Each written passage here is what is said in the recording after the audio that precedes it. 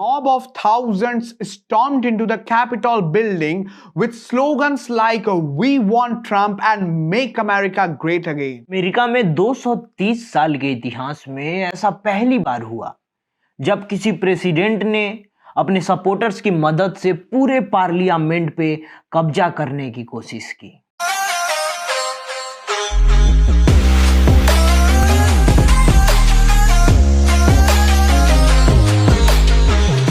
दोस्तों, मैं हूं अश्विन बठीजा और आप देख रहे थे प्रकाश सिंह को।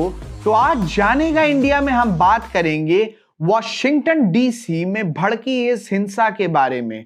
दोस्तों, ये हिंसा 6 जनवरी को शुरू हुई और हिंसा की आग कैपिटॉल बिल्डिंग तक पहुंच गई, जो कि अमेरिका की संसद भी है। संसद में आज तक फौज नहीं घुसी, वहां आज इतने लोग की भीड़ हथियार लेकर घुस गई और जहां कभी खून की बूंद तक नहीं गिरी, वहां आज इतने लोगों की लाशें गिर गई। So 4-hour siege put the world's oldest democracy to shame. Trump told his supporters to fight like hell and to take back our country, encouraging them to march over to the Capitol. Fighters break into the building through the front door.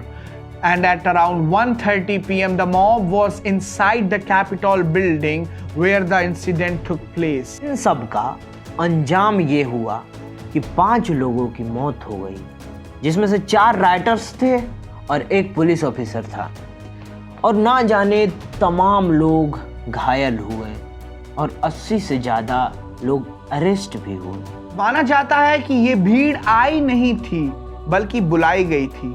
असल में 6 जनवरी को America की parliament में Biden की जीत का ऐलान होना था।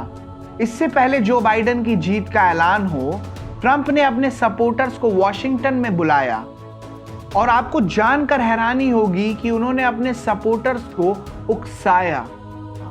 उनका कहना था कि जो बाइडेन को कंप्यूटर्स ने जितवाया। हमारे देश में भी ऐसे लोग हैं जो चुनाव के बाद ईवीएम पे दोष लगाने लगते हैं, पर हमने तो अपने देश में ऐसा नहीं देखा कि कुर्सी के लिए कोई ऐसा कर गुजरे। फिर सत्ता का ऐसा भी क्या लोग कि लोकतंत्र का मजाक बनाकर रख दिया है डोनाल्ड ट्रंप ने, जो अमेरिका खुद को सबसे मजबूत बताती थी। अरे, जिस देश पे आंख उठाने से पहले गैर मुल्क 100 बार सोचते थे, आज उसी देश के अपने ही लोगों ने उसे शर्मसार कर दिया। यूनाइटेड स्टेट्स की इस घटना के बाद हमारे यहां भी कई लोगों ने इसको प्राइम मिनिस्टर मोदी और देश से लिंक कर दिया। For God's sake, how everyone can bring the anti Modi agenda in everything? By the way, what does Modi have to do with what happened on 6th of January in Capitol? In fact, Prime Minister Modi condemns the attack. He stated in his tweet that transfer of power should be peaceful. सिर्फ PM Modi बल्कि और भी कई देश के president ने इस riot की निंदा की। And after this riot, Facebook and Twitter permanently suspended Trump's account from the respective platform. उनका कहना है कि ट्रंप उनकी नीतियों का उल्लंघन कर रहे थे। ट्विटर की इस बात पे कई लोगों ने निंदा जताई। As German chancellor Angela Merkel says, Twitter's decision to ban Trump is a threat to free speech.